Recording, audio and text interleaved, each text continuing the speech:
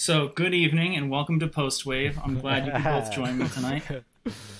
Well, Marco, it's a pleasure. I've been listening to Postwave since the time when it came out, and I'm just blown away. Something about the way that you speak really, there's an honesty in your voice that really resonates where I totally believe you on that. Yeah, it sounds like you really belong on this podcast.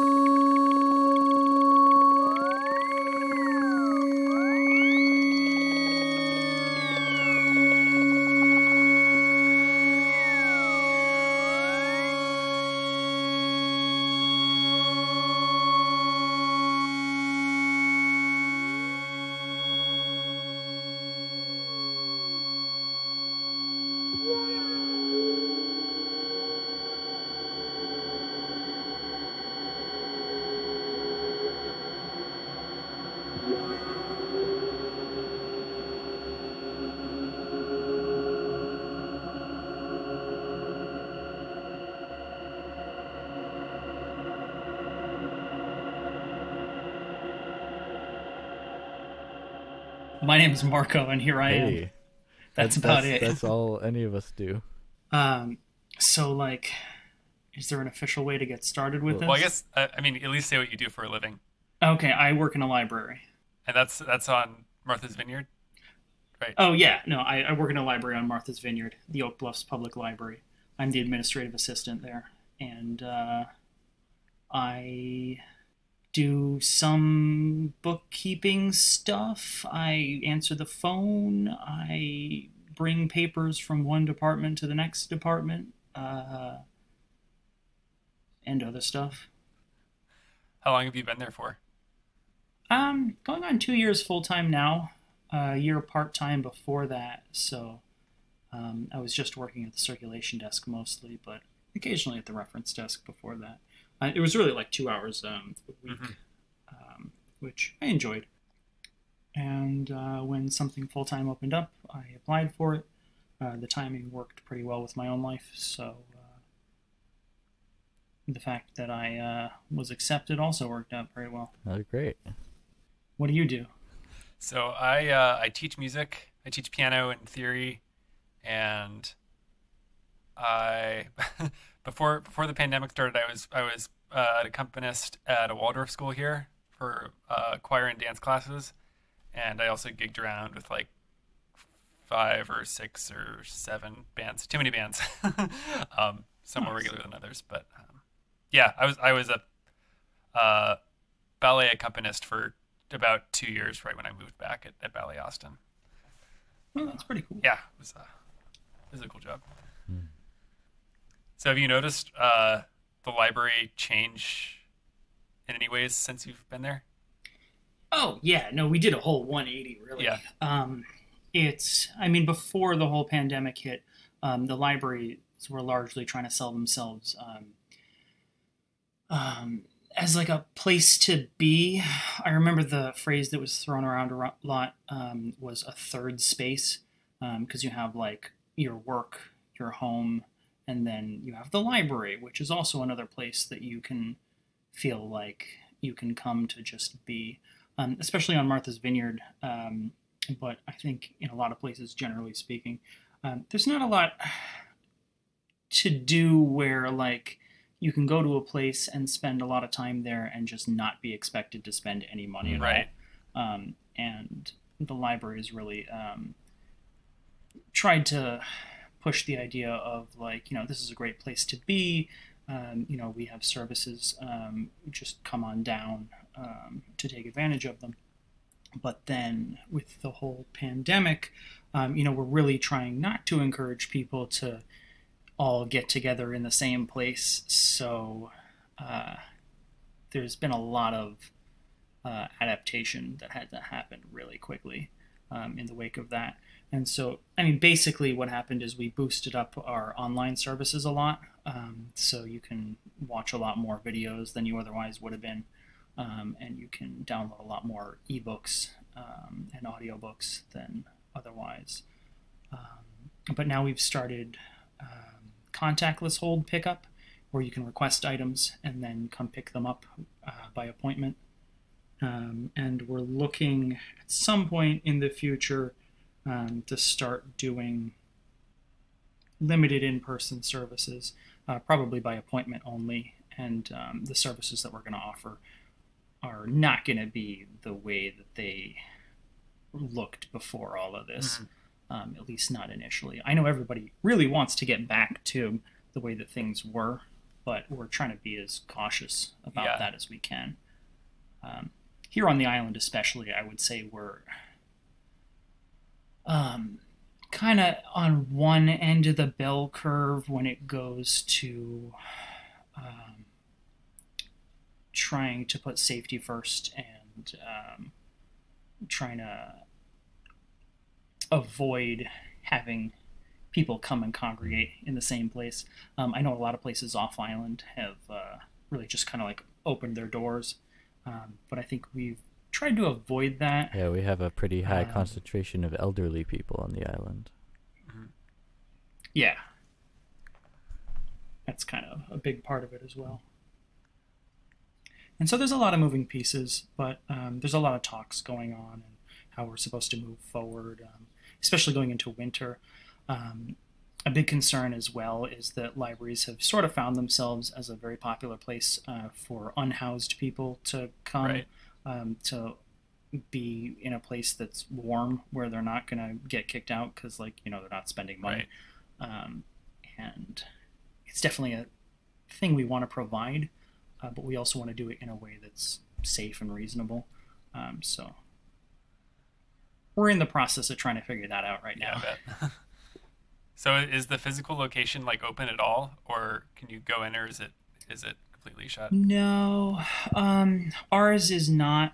I mean, all the island libraries kind of got together and they said we want to generally make the same steps in sort of the same order and sort of at the same time. So there's no library right now that's open for in-person browsing, as far as I know. West Tisbury's started to do something where they have like a pop-up library outside on Saturdays.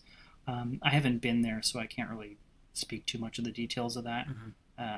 But that would be probably the closest thing you'd get.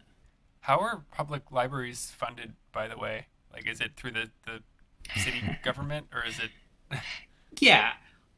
So it can vary. I think most of the island libraries are sort of similar in that we're basically just another branch of the town. So you have like the water department, the highway department, you have like the tax collector's office, and then the police department, and then the library. So we just get most of our operating budget really just directly from the town. Knowledge department. Yeah, something like that. So I know Eric's had some experience at the library. Yeah, so I've been doing a virtual class. I've been teaching a class through the library, the music as meditation course, a beginner course for guitar and ukulele, with a theme of music as a mindfulness practice and how it can serve to better your mental wellness. That's pretty cool. How's that going? Fairly well. It's a 5-week course. This is the second course that I've done. The first one went very well. This one was a little bit rockier getting off the ground, but I think people are really enjoying it a lot, and I enjoy teaching it as well. Nice. When's the last time you went to a library? Gosh, I don't even know. Well, actually, so when I was working at Ballet Austin, there was a pretty awesome public library that had just been renovated.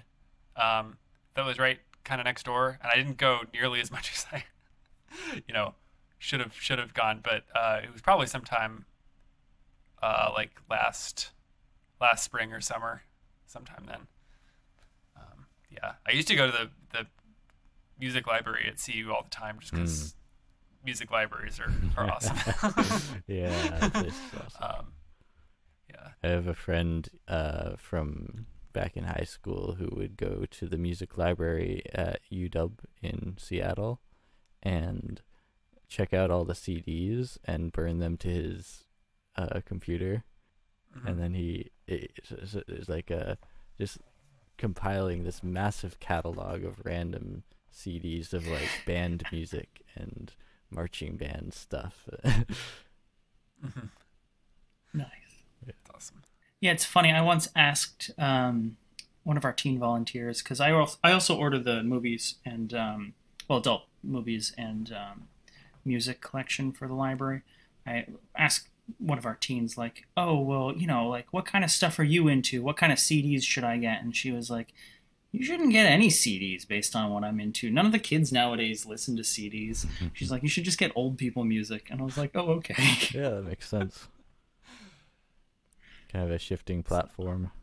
Yeah, I remember I grew up in a small town in California, Northern California, called Grass Valley. And my mom would take me to the library all the time. And that was around when I started getting really into classical music. And so I would just check out like 6 or 7 CDs every week, like, and rip them onto my computer. Probably frowned upon, but yeah, I just remember I discovered... I'm gonna come after you for like a thing that you did 15 years ago. Oh no, you've stolen Rachmaninoff's, like, there was a lot of Rachmaninoff. Yeah, I discovered like so many composers that I loved, like Rachmaninoff and Shostakovich, that I just remember vividly like coming home with those CDs for the first time. Well, that's great. Feeling. That's kind of in large part why they exist. I wanted to say we, but yeah, it's good to find new stuff through there. And I know that that's kind of one of the most heartbreaking things about being closed is there are so many families, especially with kids, that like to come by and spend time at the library. And we just kind of can't do that because kids, even more than adults, can be sometimes hard to like explain.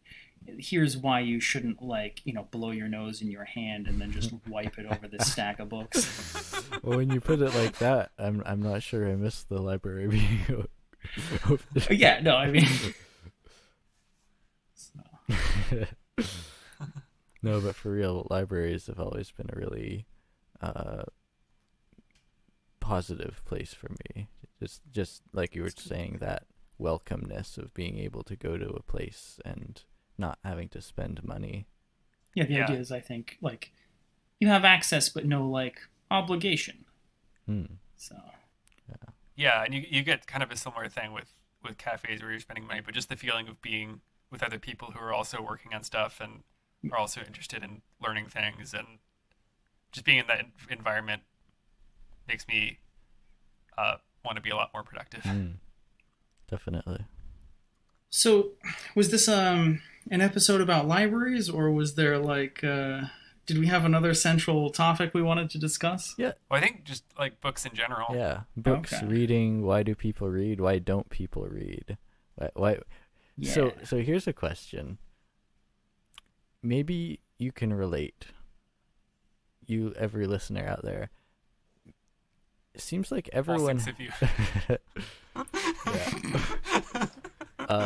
Seems like everyone has a stack of books or like a list of books that they've just been meaning to read for a long time, and oh boy, it would be really cool to read these books, and then they never ever get read.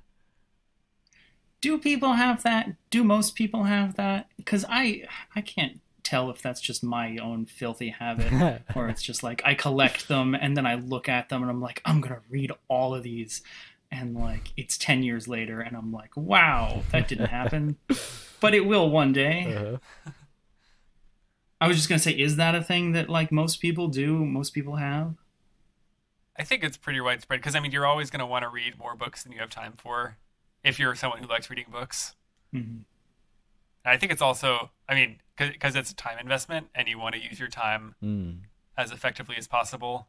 And I don't know. For me, it's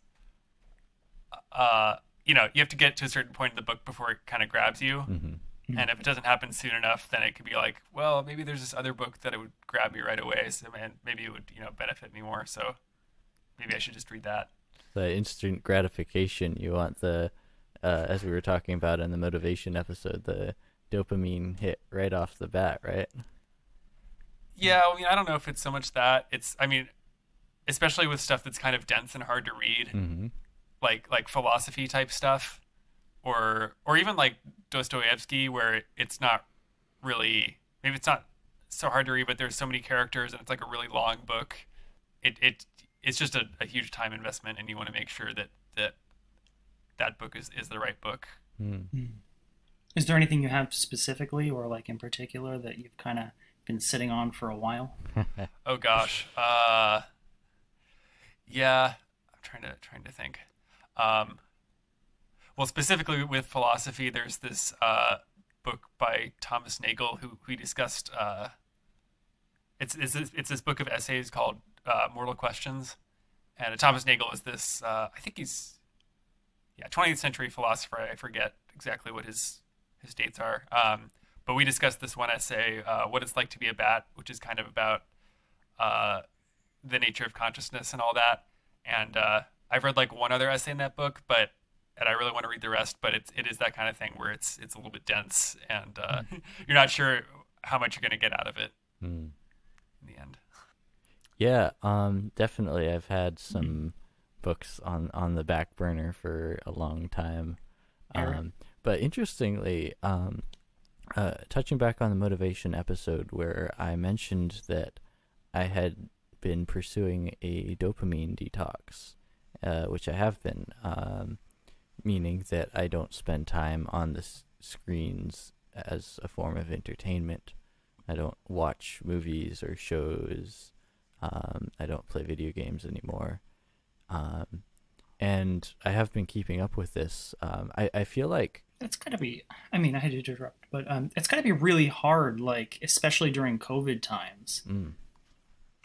yeah, it is. And yeah, exactly. Thanks for saying that, because I kind of made it sound, I think, in the motivation episode, that like, oh, and I've just been doing it ever since, and it's great. But no, it really has been a struggle.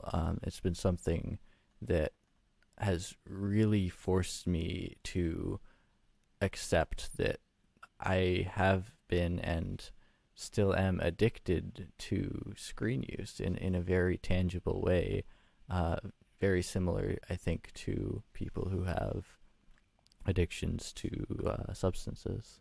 Yeah, and it's such an ingrained part of our lives that most of us wouldn't consider it an addiction at all. Or Yeah, I even find myself. even if we consider it addiction, it seems like kind of a necessary or unavoidable one. And that's what I told myself for a long time, and yet how I'd spend my time on the device was time and time again. It would lean towards the heavy dopamine binge, where you're just looking for things to satisfy that gratification reflex.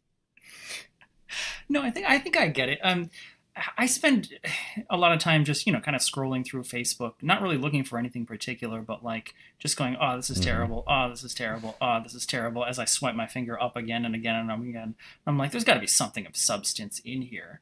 And like, I don't know, I guess it's kind of like, the experiment with the rats and the like drugs. I think they call it a Skinner box or something, where it's like, you have a rat and you have the rat with like the little lever, and every time it presses the lever it gets an injection of like a happy drug, and so like the rat eventually just ends up going like slamming the lever constantly, like da da da da da da da da da.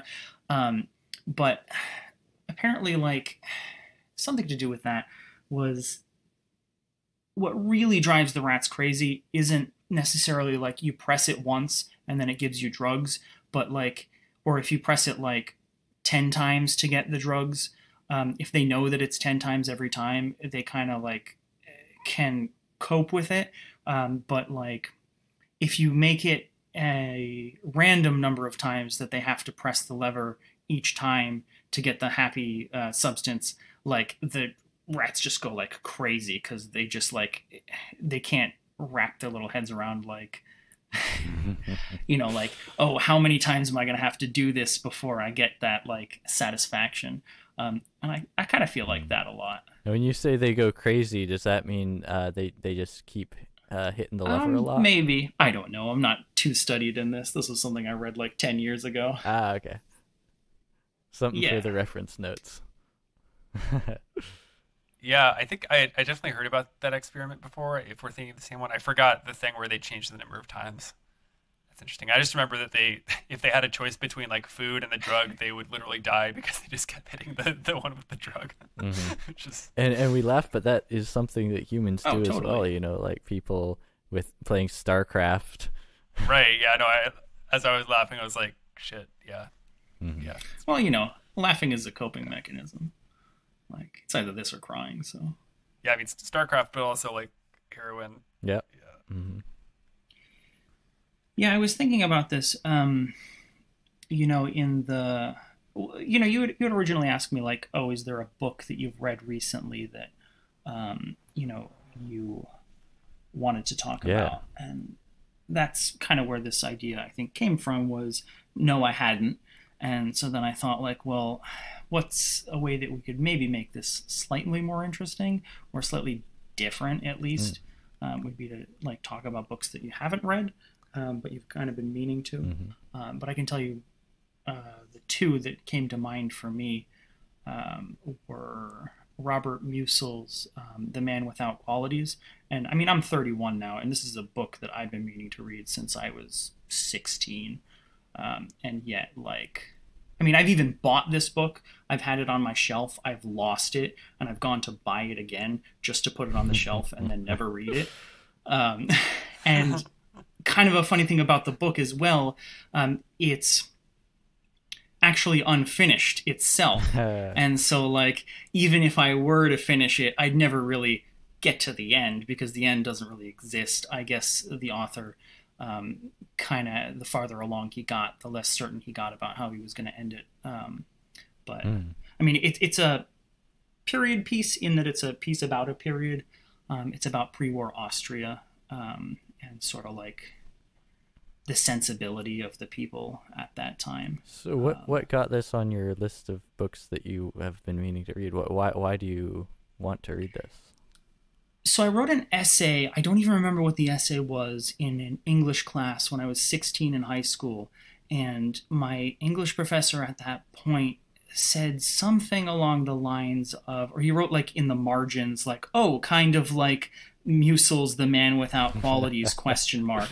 And, that question mark was kind of like the nail on my coffin that sealed my fate until now. Wow. But yeah, no, it's been sitting around, and I've started reading it so many times, and yet I don't seem to get very far in for whatever reason. I don't know if it's like you mentioned, sometimes texts are really dense, and so you kind of need to give yourself the space to like kind of really power through it. And I feel like with that and some other things that I haven't really finished, it's oftentimes not only that, but like I want to be in the right frame of mind because like I've built it up so much in my head that it's not even like about the book itself anymore, but it's about like me appreciating the book like on the highest level that I as a person am capable of appreciating something, and like putting myself into the state of pure like resonance where the words just kind of like flow into my mind, and I'm like, I understand everything about this like in every possible way, and like I truly am appreciating the substance that it like gets down to. Wow. So do you think that desire to achieve that state is one of the things that is preventing you from reading the book?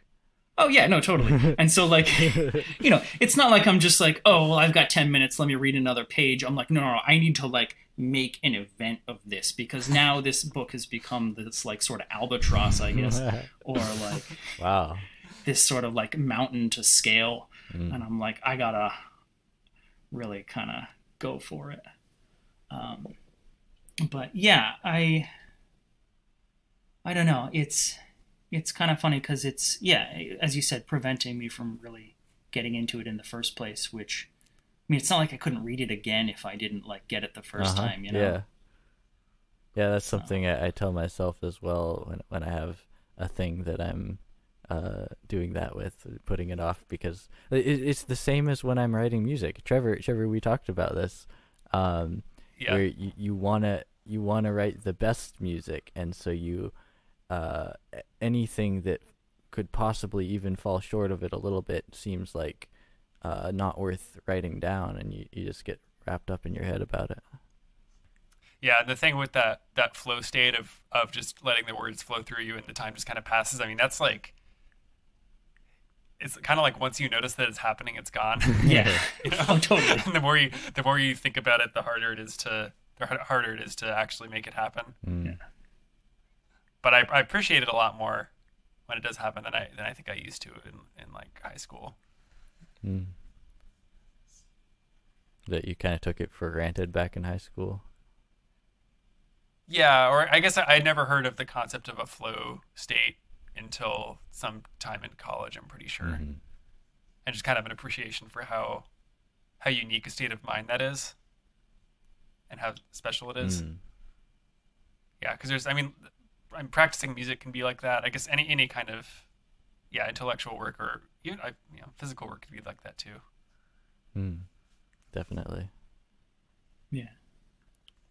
So here's a question: how does this apply as it relates to nonfiction and fiction?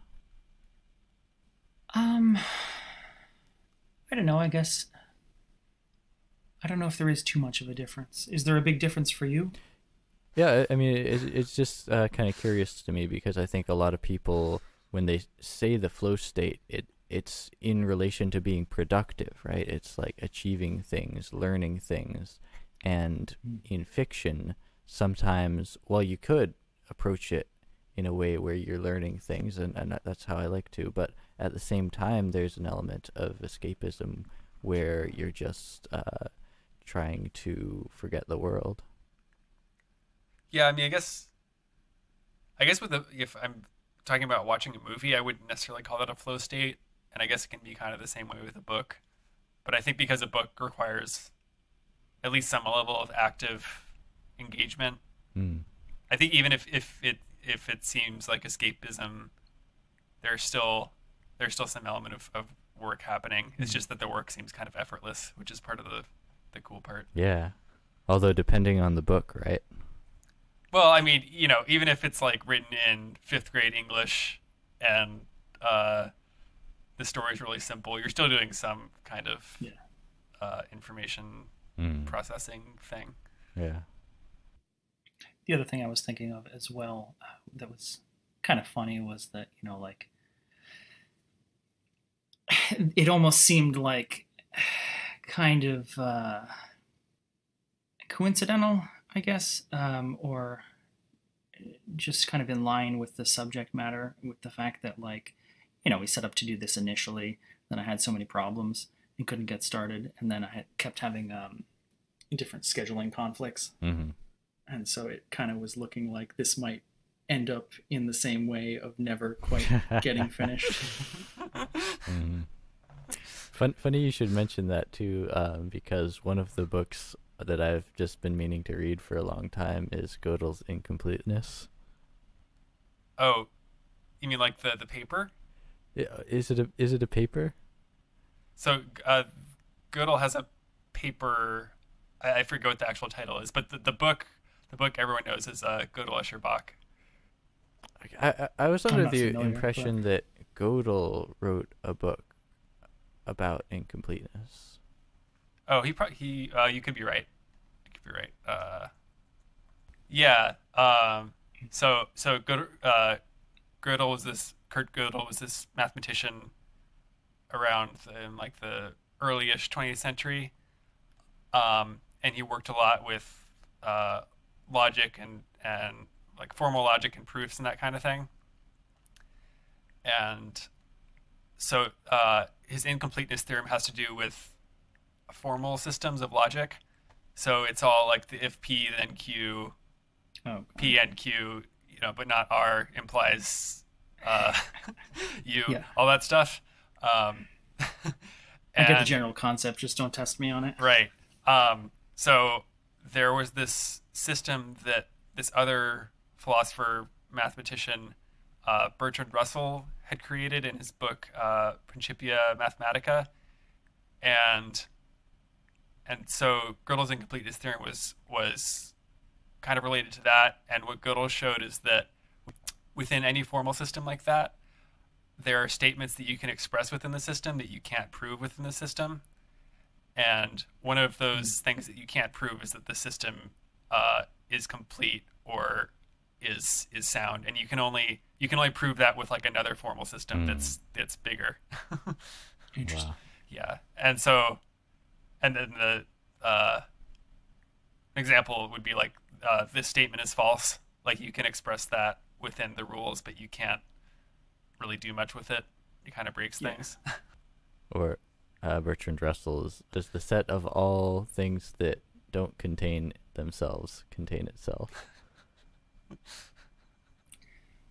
Let me get back to you. Gonna have to think about that one for a while. Well, yeah. So I mean, Gödel Escher Bach is this book by Douglas Hofstadter that I think kind of popularized that in the 70s.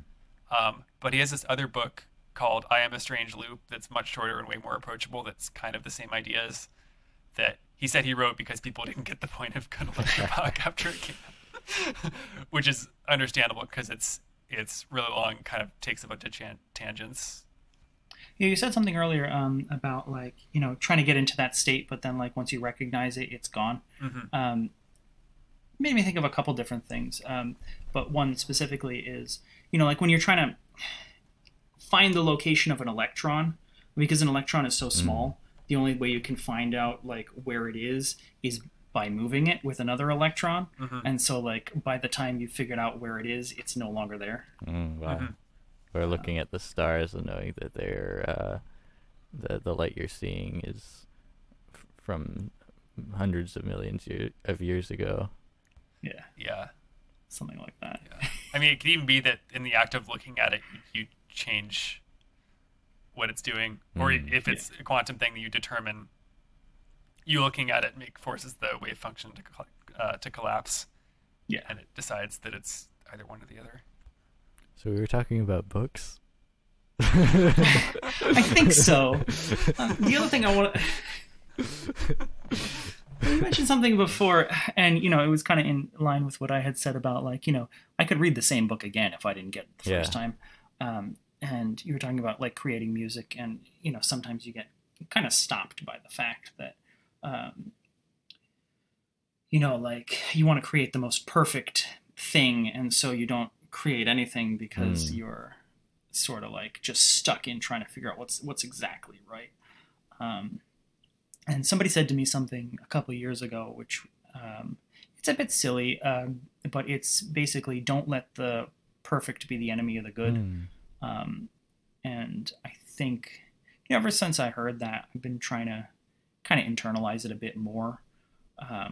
Obviously, I still haven't read this book that I was telling you about, but I think just in general concepts of life, it's something that I've been trying to kind of use to forgive myself for not being perfect in situations. I think that's really beautiful. I think of it as well the other thing I kind of try to measure this with is the stock market. If you take the stock market over any period of 10 years, it's gone up significantly from where it was at the beginning of that period, but it goes down in the middle. There's crashes in between. And so I think, success doesn't always necessarily have to be a series of successful steps. Yeah, absolutely. To get to a successful journey. That was the number one thing that all the entrepreneurs would say back at CU when I did the business entrepreneurship certificate with the business minor. We would have guest speakers come in, and basically the main thing that anyone would ever say is that you are very unlikely to succeed on your first attempt, and it's by failing repeatedly that you can learn from your experiences and eventually get one that works. Hmm. If you're succeeding at everything 100%, you're probably not growing or learning anything. Yeah, that's also what I tell my music students. If they never make any mistakes, it means that they're not playing anything hard enough. Right. Yeah. Yeah. Yeah, I use that a lot too. It's like every piece just keeps getting harder. That's the idea. It's learning music.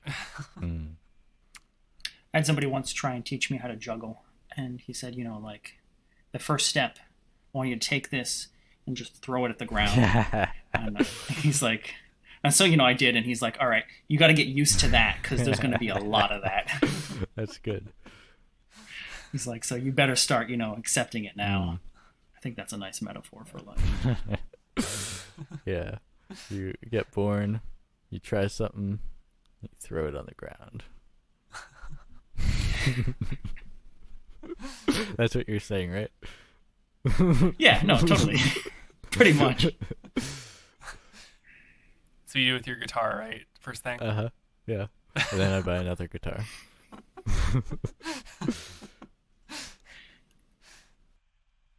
If you're enjoying this so far, we'd love if you took the time to support us.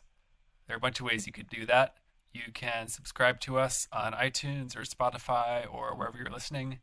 You can go like our page on Facebook or follow us on Instagram. You can also review us, give us a nice review on whatever platform you're listening on. Thanks for listening.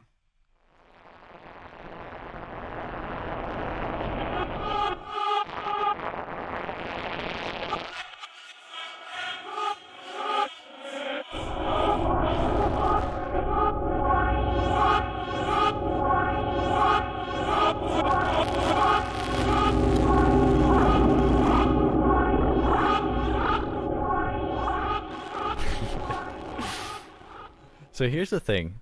Yeah, my Netflix queue is kind of just like a testament to the things that I haven't done. Yeah. So here's the thing. Since I stopped using screens for entertainment, I didn't necessarily cold turkey on the entertainment. Although it's given me a lot more free time to do creative stuff and learn things and productive stuff, I've still been spending a lot of time entertaining myself, and the outlet is books. I've been reading a lot of books, and so I've actually been really quickly eating through my list of books that I had been meaning to read for a long time. Oh, you traitor. Oh no. We've gone all this time and you've been keeping this secret from us. Yeah. Well, so it made me think that maybe the reason that people don't read the books that they intend to read is because there's just so many easier ways to get that dopamine fix. Yeah, I mean, the thing I keep going back to in my head is, okay, I'm done doing my work for the day or practicing, and I just want to relax, or maybe I have more work to do later, and I don't want to drain myself reading this book, because no matter what, it's going to take, it's going to make you a little more tired. Yeah. And it's easy to just keep saying, oh, I need to conserve my energy and conserve my bandwidth for other things, and therefore I'm just going to watch this mindless Yeah, it's a trap. or YouTube video sort of. It's like when you read, you kind of got to put a little bit in, as you said, but you're like, right. When you watch TV, I want the entertainment to come to me. Like, I don't want to reach into the bag. I want the bag contents to, just it's tell me I'm wonderful. It's the equivalent of, rather than reaching into the bag of popcorn, taking the whole bag of popcorn and dumping it on your face. Yeah. I want to feel like, I was going to say, I want to feel like, I won the Super Bowl, where, they dump the Gatorade on just all the time. But you don't get to drink it, you just have the kind of the feeling.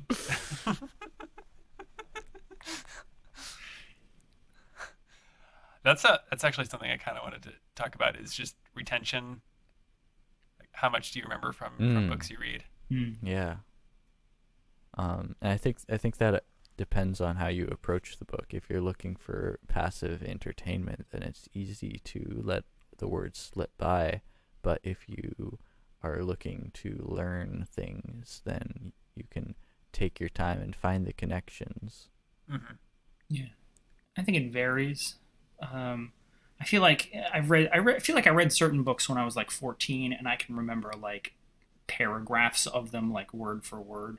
But like, I don't know. I read like a newspaper article the other day, and like I don't even remember what it's about. Like, Yeah. so I don't know. Maybe some of it has to do with like level of entertainment that you get from it, though, as well. In terms of like, it's funny because I've heard that if you enjoy something, you remember it more. But I've also heard that like if you have to work for Mm, something, you kind of remember it more. definitely. So Maybe, yeah, maybe there's a balance there, where too much of one thing, either either the sugar or the meat and potatoes of it is less effective. Yeah, I mean, I think I always remember things that give me a certain insight. Like in nonfiction, it's understanding something in a certain way that I hadn't before, or in fiction, it's a lot of times it's like how they structure the story or how they build the character or just the way they describe Mm, something. Where I'm just like that's so well crafted and beautiful and deep and meaningful and all that mm. stuff. I feel like yeah, you tend to remember the parts that strike you in a certain way. Yeah, I think that's true. do you have any? Okay, so now now that you're thinking about this and you're thinking about things that strike you, is there something you have specifically in mind? Well, specifically Godel Shabbat because it's such a long, such a long book with so many different. Like I said, it kind of goes on a lot of tangents, but and there's way more that you could possibly remember. Um, but I remember that was the first place I learned about how programming languages how they actually work. Like there's a top level, high level language that gets compiled into like a lower level language all the way down to like assembly language and machine code. Mhm.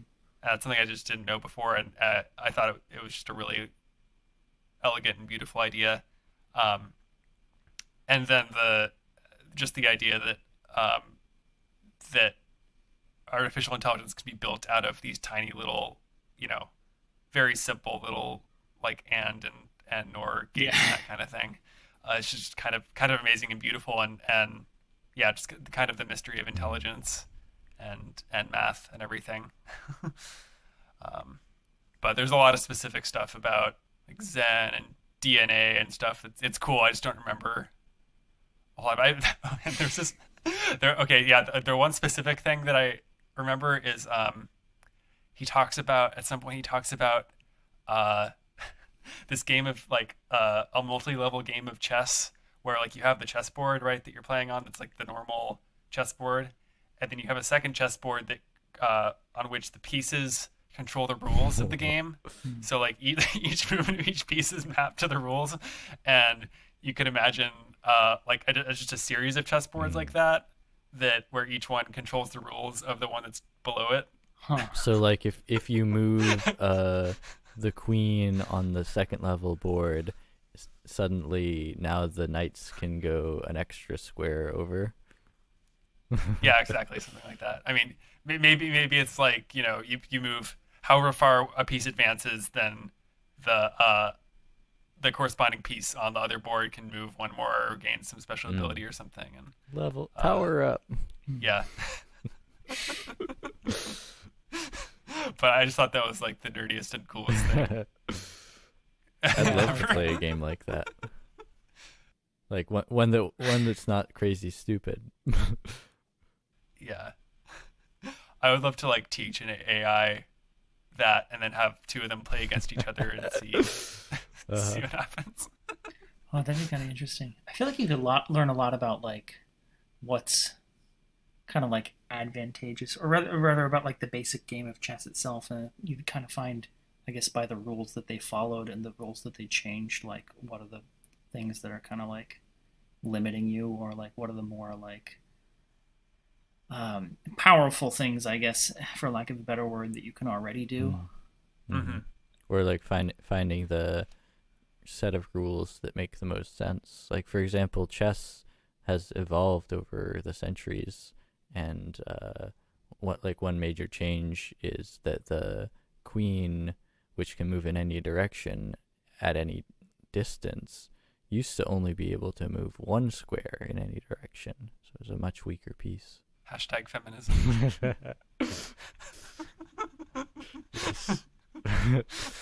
Slay, queen.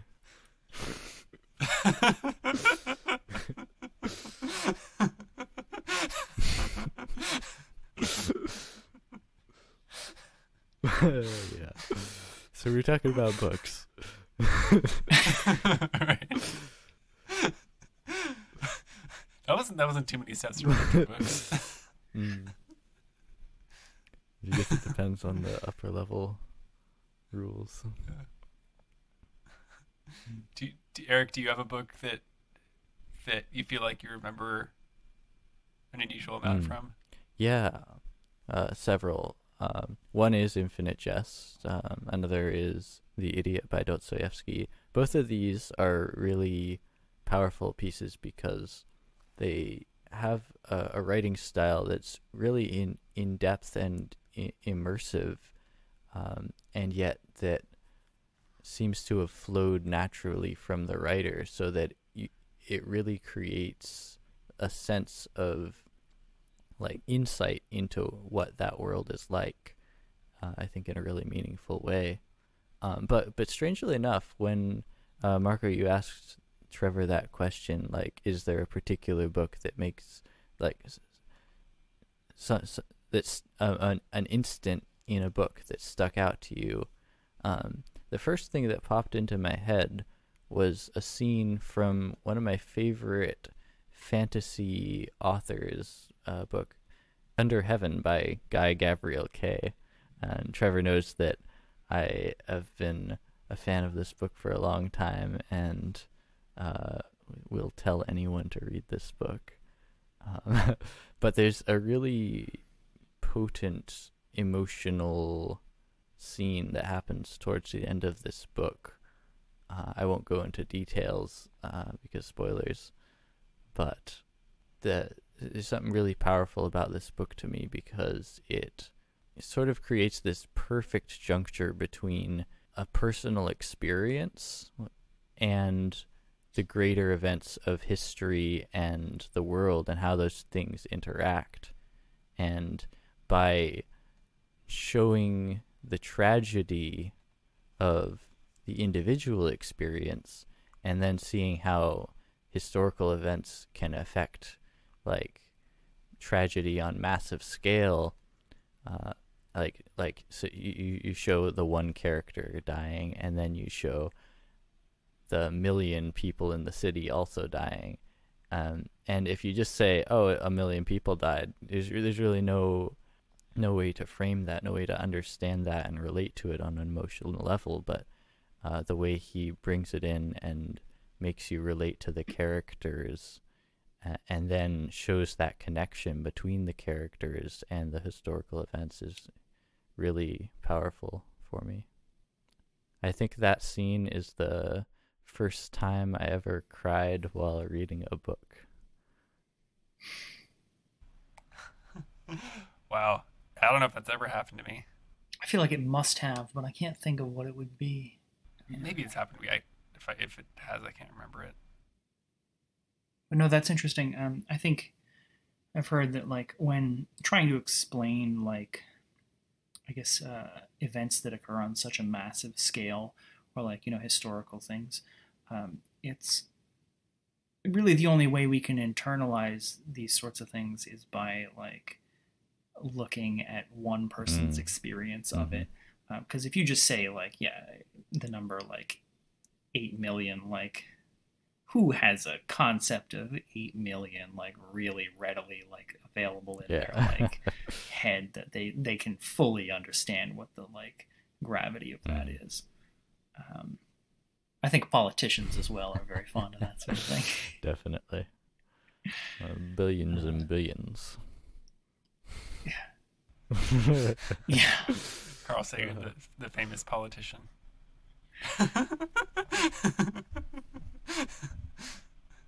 So what are the historical events? Did you say? Uh, so in Under Heaven, it's based very closely on actual events in Chinese history, ninth Dynasty China, where there was a sort of rebellion, fracturing of the government, which resulted in civil war for hundreds of years. Wow. Yeah. Does it take place over that whole period, or is No, so the novel itself centers around the lives of a handful of people, all at the same time. But most of the time in the book is over the course of, I want to say, a week or two, but it still there's a really beautiful way he approaches time, in that time can become protracted. So it does cover the whole course of these people's lives, and then sort of goes into a brief summary of history at the end, so that you kind of get this accelerating sense over the course of the book. Yeah. Well, I had one more question. You said, that you had read Infinite Jest, and like I thought, oh wow, that's a perfect example of, I think, the sort of book that most people, or at least a lot of people, Yeah. kind of pick up and then they yeah. never quite get to the end of. But I'm guessing, that you finished it. Was there something to be gotten from the end of that one? Really incredible book. There's a lot to be got from that, and guess what? The only way you're gonna get it is to actually read it. Yeah. Speaking as someone who, I think I'm like a quarter of the way through it, more or less. Mm-hmm. And Eric, I started reading it because Eric wanted to talk about the first chapter, and I kept going for a while. Yeah, I mean, I after the first chapter, I was like, oh, this book is definitely worth reading. It's that like mental bandwidth thing, where especially some of the chapters are like, what the hell is Yeah, there's that on? one chapter that's like one sentence. Yeah. I kind of worry with that, just especially being as lengthy as it is. I had this when I was much younger. Somebody once told me a joke, and it's a very different kind of joke, because it was, I think they called it the Jimmy joke or something, and it started out with the story about this guy Jimmy, and the joke went on and on and on, and it just went through all these fantastic adventures of Jimmy. And I was told this joke over the course of a weekend, and so it took multiple days, because this was such a long joke. And at the end of the Jimmy joke, Jimmy just gets hit by a car. Spoilers, and the joke is always look both ways before crossing the street, like, is the moral of the story. And so, like, it took me, though, literally days to, like, get through all of this. I was expecting, like, some huge, amazing punchline that was gonna, like, tie it all together, and what I got at the end was kind of just sucker punched by, like, the joke being me for having, like, wasted all my time on that. I kind of worry that Infinite Jest is gonna be kind of like that. Okay, well, here's the thing. I'll give you. There is a little spoiler here, but not a huge one. You may get that impression by reading the book, because at the end of the book, it feels like it's about 2/3 of the way through the book, and then you're like, where the fuck is the rest of the book? Where's the conclusion? How does this all tie together? Mm-hmm. But the secret is that he just gives you enough information to imply all of the conclusions. It's really fascinating, and one of the most mind-blowing moments is when I realized, oh shit, it's all here. It's just you have to piece it together. That's interesting. And I think that it's important to recognize that David Foster Wallace, when he wrote this book, set out very intentionally to create something that is a challenge to read. He deliberately made it difficult to approach, and necessary to invest a lot of effort to get through it. That's the entire point of the endnotes that are sparkled throughout, hundreds of endnotes through the book, and a lot of them are just like you didn't need to read them, but the point is to break up the narrative by flipping back and forth between the where you are in the story and the end. So you really did put a lot of thought into making this something that there is meaning to, but that you have to find the meaning yourself. Cool. Yeah, it really is. No, that's cool. Well, it's been a real pleasure to have you on. Thank you. It's been a really fun conversation. I really enjoyed being here. I appreciate the opportunity. This was a lot of fun. Definitely. Yeah. All right. Well, thank you very much. Thank you. It's been a pleasure.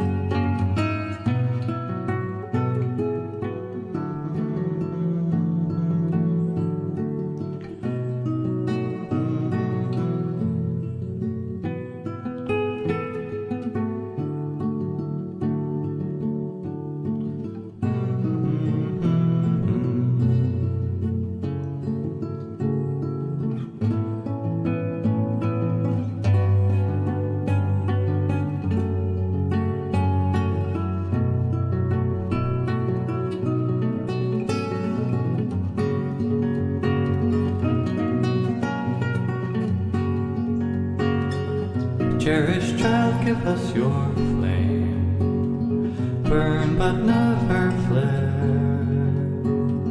This my own father told to me. Quench your copse fires, for this flesh is soft, through tongues never told, lest you burn.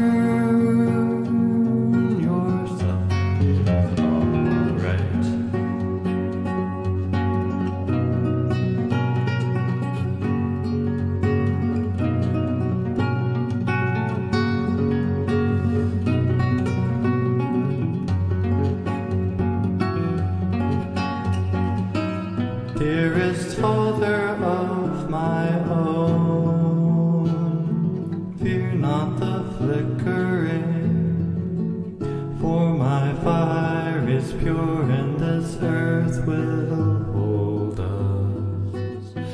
As bright arcs turn to coal fire, let it burn with abandon. This I promise you. You will feel no pain as your